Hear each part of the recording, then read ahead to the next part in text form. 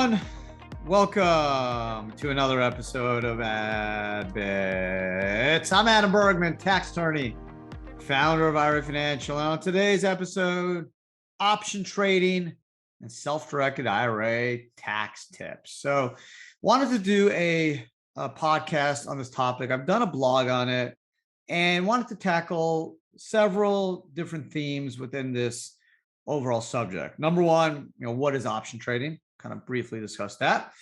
Talk about number two, the different ways to employ a self-directed IRA strategy to do option trading. And then thirdly, just kind of briefly discuss any potential application of the unrelated business taxable income tax on option trading. So buckle up, it's going to be a fun episode. And I'm pretty confident that in the next 10 or so minutes, you're going to absolutely 100% understand what option trading is and how you can potentially do it in a self-directed IRA. So basically, let's just start at the top. What's an option trade? So essentially, an option is a contract giving the buyer the right, but not the obligation, right? It's an option to buy, that's a call, or sell, a put, the underlying asset at a specific price for a certain date, whether it's real estate or stocks. The idea is the same. It's kind of a hedge, right? You want to have the right to buy or potentially to sell an underlying asset, real estate or Tesla stock at a certain price at a certain date. Okay. And it's basically a right. Okay. You're not forced into doing it. It's a right. Now, a call option, and I'm going to get into some of the different types of options, whether you're buying long, you're selling short, you're buying long puts, selling short puts. We'll get into that in a second. So a call option gives the holder the right to buy a stock, and a put option gives the holder the right to sell. Okay, so call is buy and put is sell. So you basically think of a call option as like a down payment. Okay, down payment on a future purchase. So you're giving yourself the right to buy something at a certain price at a future date. And with respect to the option, the cost is the premium, right? The cost of that option of gaining that right is called a premium. And that's something you will pay. And if you're selling, something you will receive. So a lot of people play those strategies, right? They'll sell puts and they'll get a premium and they'll hope the put never gets satisfied and they'll just get free money, right? That premium. And if it does get satisfied, then they will hopefully make a little bit of money on that transaction plus the premium. So the put basically an insurance policy, right? You're getting a premium for putting up your asset potentially and potentially losing it, but you are getting that premium. So if an investor wants insurance on their like S&P 500 index portfolio, they can purchase put options. An investor who may fear a bear market's coming, which hopefully we're in a bear market, but hopefully it's going to end pretty quick. You may be unwilling to lose more than, let's say, 10% of their long position in the S&P 500. So if the S&P 500 is currently trading at $2,500, you can purchase a put option, giving them the right to sell at, let's say, $2,250. So you get a little premium, and at least you have the right to sell at that price. So there's different strategies, whether you're buying long, selling short, buying long puts or selling short puts. Buying stock gives you long position, right? When you buy a stock, you hope it goes up. Buying a call option gives you a potentially long position as well, right? You have the opportunity to buy that share at a certain price and hold it. Short selling gives you obviously a short position. Selling a naked or uncovered call gives you a potential short position on the underlying stock, right?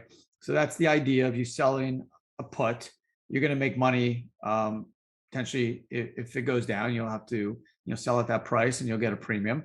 Buying put option gives you a potential short position in the underlying stock as well. So going back to it, the option is a contract. It's a right, not an obligation. And obviously there are strategies employed in option trading. There's some sophistication involved. Not all investors should be doing option trading. You can talk to your financial advisor about it. I've done some put selling where I basically just want to take in a little bit of money, and if the stock goes down, I'll lock in my gains and happily sell that share plus get the premium. So there's some strategies, and I know a lot of people. dabbled a little bit in buying options on certain stocks that I think are going to go up. But you want to know what you're doing, okay, and you want to be able to execute on that. So it's a great strategy. You can do it in brokerage firms, trading platforms. You can do it for cryptos even, but you want to kind of know what you're doing. So you can do it in a self-directed IRA, of course, and there's essentially two types of self-directed IRAs. What's a self-directed IRA? It's not a legal term. It's essentially an IRA that lets you do alternative assets like real estate, potentially also option trading. Some brokerage firms will let you do option trading in an IRA and others will not. So the ones that do not, you may need to use an LLC, a self-directed IRA LLC, where the account's open in the LLC, not the IRA's name, in order to take advantage of some option trading. This is more common in like FX trading if you're trading currencies, but a lot of the brokerage firms will let you do option trading in a self-directed IRA. So what about UBIT?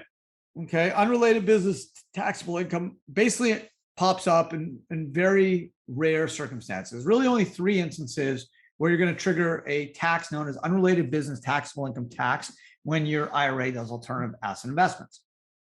One is if you use a non-recourse loan to buy real estate, which is not really the case here. Second is if your IRA invests in an active trader business like a restaurant through a pass-through entity like an LLC.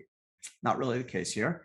Corporations are not pass-throughs, right? So that's why if you buy a Tesla stock, you're not going to get hit with UBIT because Tesla, like most publicly traded corps, are corps. And think of a corp as a big box. It's not a pass-through. Corporations have a corporate level tax. The third is if you use margin to buy stock.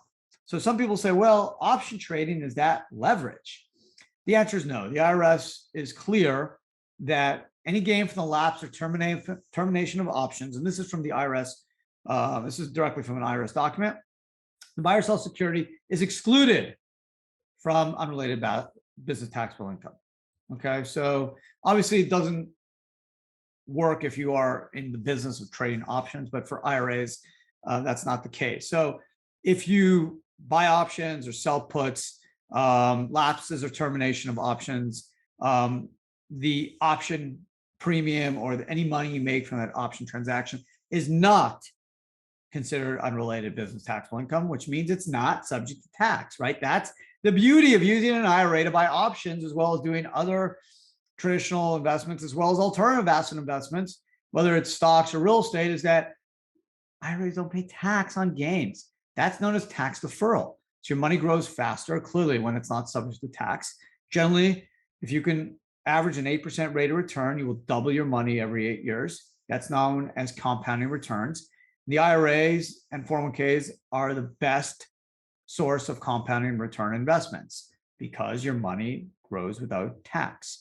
So again, whether you're doing options, stocks, mutual funds, real estate, cryptos, any gains from those investments will go back to the IRA without tax. When you pull the money out of the IRA, that could be subject to an income tax. If you're over 59.5, just a tax. If you're under 59.5, tax plus a 10% penalty. But if you have a Roth IRA, you're over 59.5, the Roth's been open at least 5 years, then there is no tax. That is known as a qualified Roth IRA distribution, and all the Roth IRA distributions would be tax-free. So getting back to options, right, it's somewhat risky, so know what you're doing, talk to your financial advisor. Yes, you can do it in a self-directed IRA. You can do it straight out of an IRA, or you can do a self-directed IRA LLC. If the platform you want to use does not allow for IRA options, you can just set up the account in the name of the LLC, which is ultimately owned by the IRA. And since LLCs are pass-throughs, don't pay any tax. The tax-exempt status of that investment will remain intact from a federal income tax standpoint. So all the gains will flow back to the IRA without tax. There's no UBTI as per the IRS guidance on lapses or termination of options, and any option-related transactions are not subject to UBTI. So options are a really popular way, not just for use in business, whether you're hedging against the price of oil or the price of a natural resource, but it's used by investors all the time who want to lock in profits on short positions, get a premium, or expect an asset to go up and want to be able to buy it at a set price at a set date. So pretty standard stuff, but definitely talk to a financial advisor if you're unsure, kind of never dabbled in the option world before. It may be suited for you, but definitely talk to a financial advisor before making any decisions. But no, you can do it in an IRA and a self-directed IRA, not subject to UBIT. And best of all, the lapse or termination of the options or any gains from the option transaction would go back to the IRA without tax, which is known as tax deferral. So thank you for watching AdBits. If you're doing it on YouTube, if you're listening, wherever you pick up your podcast, thank you as well. If you want to see what I look like or just kind of get a different flavor, check out our YouTube channel. I drop 3 podcasts and 4 to 5 videos a week. I also go live generally Wednesdays at noon. So subscribe to our YouTube channel and you'll get updated when I go live. Generally tackle current events, topic involving taxation, retirement accounts, alternative assets. It's a lot of fun. So check it out. Otherwise, AdBits drops every Tuesday. So thanks for spending some time with me today. And don't forget to check out AdBits next week. Have a great rest of your week and take care.